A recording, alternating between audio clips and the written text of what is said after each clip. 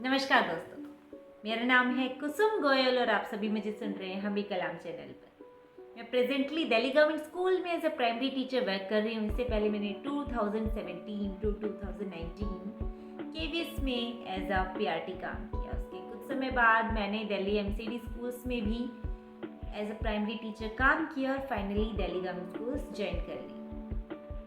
So friends, आज हम बात करने वाले हैं एक सिचुएशन बेस्ड क्वेश्चन जिसका काफ़ी जो कैंडिडेट्स हैं आंसर मांग रहे हैं। तो आज हम एक ऐसे आंसर की बात करेंगे, ना कि क्वेश्चन की, जो बहुत सारे क्वेश्चन से डील कर सके। यानी कि वो आंसर आप काफ़ी तरह के क्वेश्चंस में दे सकते हैं और वो बहुत अप्रोप्रिएट भी लगेगा, क्योंकि ये थोड़ा थ्योरी बेस्ड है और इसमें हम अपनी तरफ से कुछ एग्जांपल्स अगर ऐड ऑन कर देते हैं, कुछ रियल लाइफ एक्सपीरियंसेस, कुछ प्रैक्टिकल चीज़ें अगर उसमें ऐड ऑन कर देते हैं, तो फिर ये आपके आंसर को और ज़्यादा इफेक्टिव बना देगा।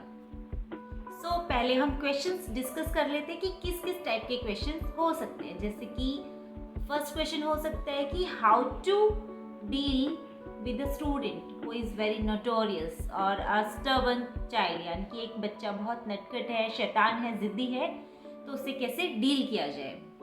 अगला क्वेश्चन है बच्चों को और अच्छा परफॉर्म करने के लिए कैसे मोटिवेट करें, उनको और ज़्यादा कैसे प्रेरित करें। अगला क्वेश्चन हो सकता है कि बच्चा जो है, उनको बच्चों को डिसिप्लिन में कैसे रखा जाए कि वो ज़्यादा से ज़्यादा डिसिप्लिन में कैसे रहें।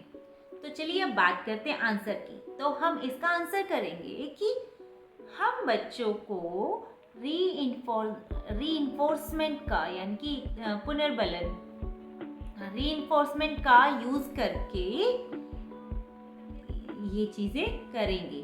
यहाँ पे आप क्या, जो भी आपका जो क्वेश्चन होगा उसमें वो फिट कर देंगे। जैसे कि मान लीजिए कि बच्चों को डिसिप्लिन में कैसे रखा जाए, तो फिर ताकि बच्चे डिसिप्लिन में रहें उसके लिए क्या किया जाए। तो आप कहेंगे कि यहाँ पर मैं रीइंफोर्समेंट टेक्निक का यूज़ करूँगी या करूँगा। तो फिर रीइंफोर्समेंट की 2 टाइप्स होते हैं। आप बताएंगे कि जिसमें मैं दोनों में से ही कोई भी एक टाइप बच्चे के बिहेवियर के अकॉर्डिंग चूज़ कर लूँगी। जैसे कि एक होता है नेगेटिव रीइंफोर्समेंट और एक होता है पॉजिटिव रीइंफोर्समेंट। तो नेगेटिव रीइंफोर्समेंट में क्या होता है कि किसी की स्पेसिफिक बिहेवियर को बढ़ावा देने के लिए आप कोई चीज़ रिमूव कर देते हैं। देखिए नेगेटिव है, यानी कि कोई चीज़ वहाँ से हटा दी गई है, नेगेटिव कर दी गई, माइनस कर दी गई है।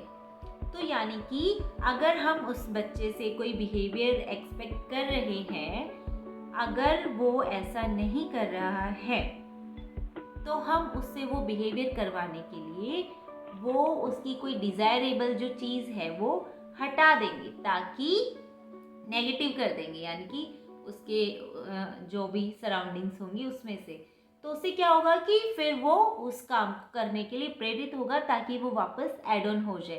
तो ये हमारा हो जाएगा नेगेटिव रीइंफोर्समेंट, जिसमें हम एग्जांपल दे सकते हैं कि मान लीजिए कोई बच्चा है जिसको गेम्स बहुत पसंद है, बहुत वो एक्टिव रहता है, एनर्जेटिक रहता है और बहुत एक्साइटेड रहता है गेम्स के पीरियड में जाने के लिए, लेकिन वो अपना होमवर्क नहीं करता या फिर अपना क्लास वर्क टाइमली कंप्लीट नहीं करता, खेलने में लगा रहता है।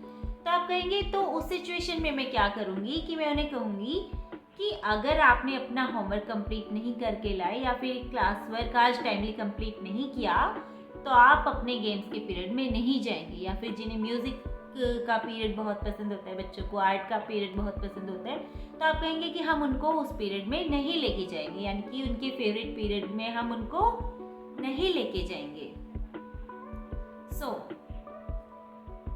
ये हो गया हमारा नेगेटिव रीइंफोर्समेंट। और दूसरी बात हम करेंगे कि पॉजिटिव रीइंफोर्समेंट।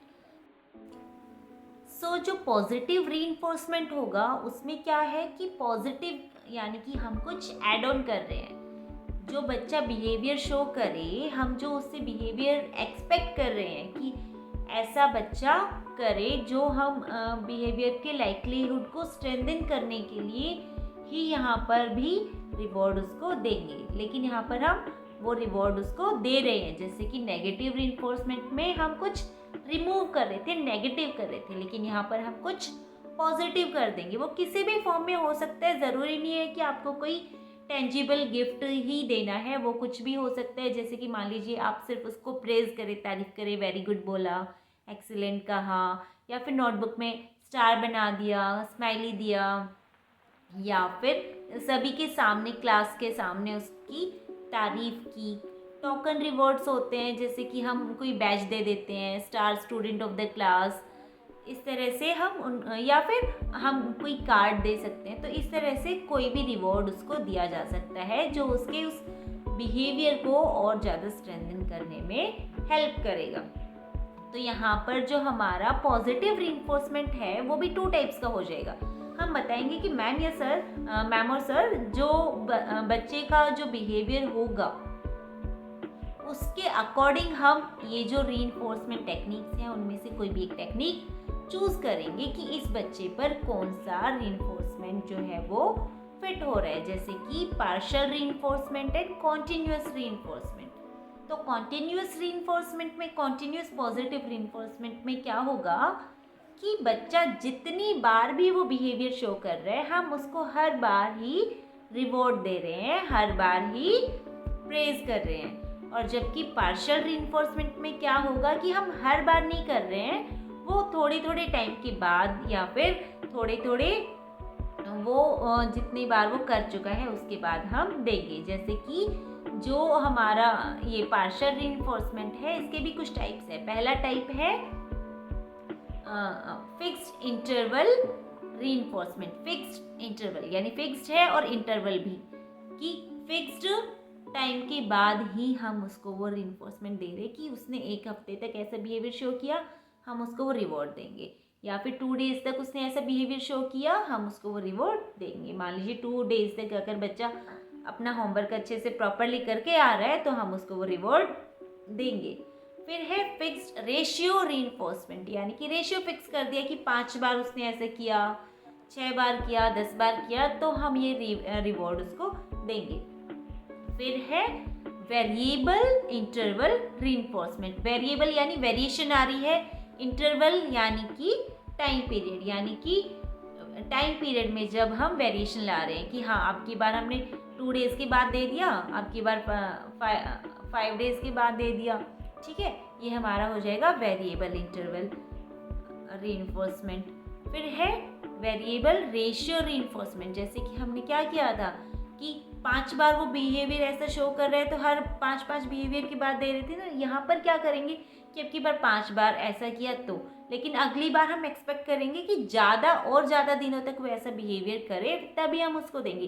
तो अगली बार हम वो 5 को बढ़ा के 7 टाइम्स कर सकते हैं, 8 टाइम्स कर सकते हैं, 10 टाइम्स कर सकते हैं। तो बच्चों के बिहेवियर के अकॉर्डिंग, जो उनकी जो प्रॉब्लम्स है उनके अकॉर्डिंग आप ये चीज़ें, ये पॉइंट्स अपने माइंड में रखें। और जो भी आपसे क्वेश्चन पूछा जाता है वहाँ पे सोचिए कि इनमें से कौन सी टेक्निक में यूज़ कर सकती है और आप इंटरव्यूअर को उसका आंसर करें। तो मुझे लगता है कि ये जो रीइंफोर्समेंट वाले ये जो काफ़ी सारे जो टेक्निक्स हैं, ये हम काफ़ी क्वेश्चंस में फिट कर सकते हैं उनके आंसर्स में, और फिर एक प्रॉपर अच्छा आंसर दे सकते हैं। देखिए, इन चीज़ों से डील करने के लिए और भी सिचुएशंस हो सकती हैं, बट ये एक ऐसा आंसर है जो काफ़ी यूज़फुल लगा मुझे और हम कई जगह पे फिट कर सकते हैं। सो आई होप ये आपको हेल्पफुल रहने वाला है। Please like, share and subscribe. So मिलते हैं नेक्स्ट वीडियो में, तब तक के लिए bye bye and take care of yourself.